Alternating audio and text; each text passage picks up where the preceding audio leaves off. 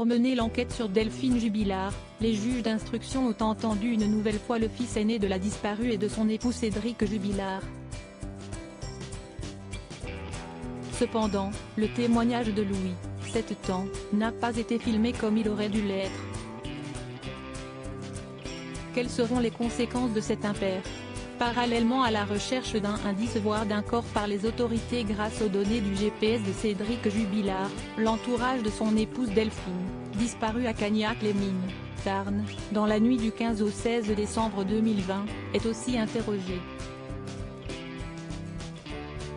CST ainsi que la justice a recueilli le 26 novembre 2021 un nouveau témoignage de Louis, 7 ans, le fils aîné du couple.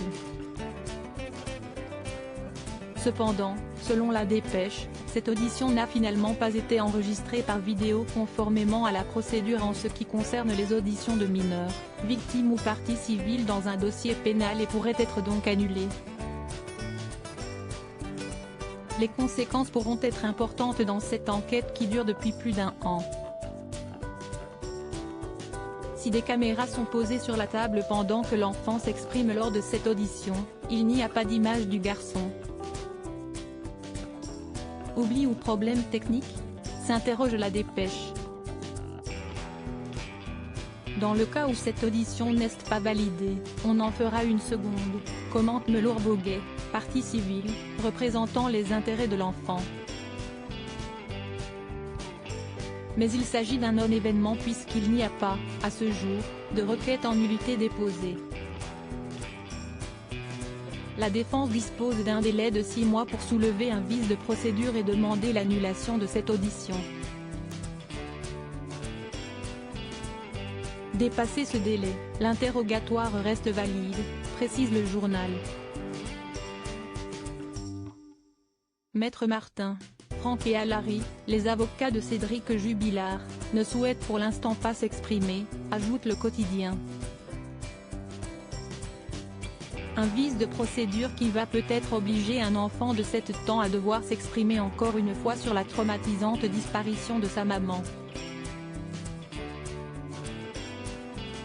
Durant cette dernière audition, le grand frère d'Elia, les 2 enfants vivent chez la sœur de leur mère Stéphanie, était revenu sur la soirée avant que tout bascule, décrivant un conflit entre ses parents.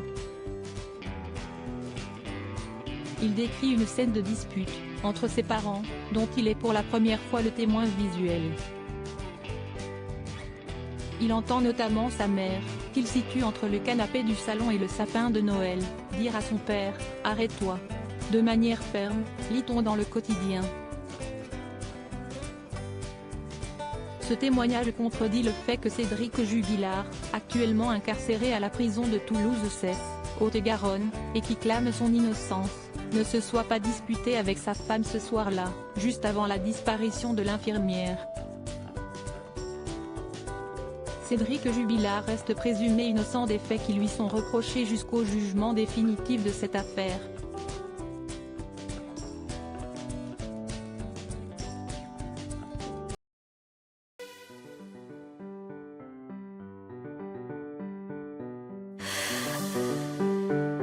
나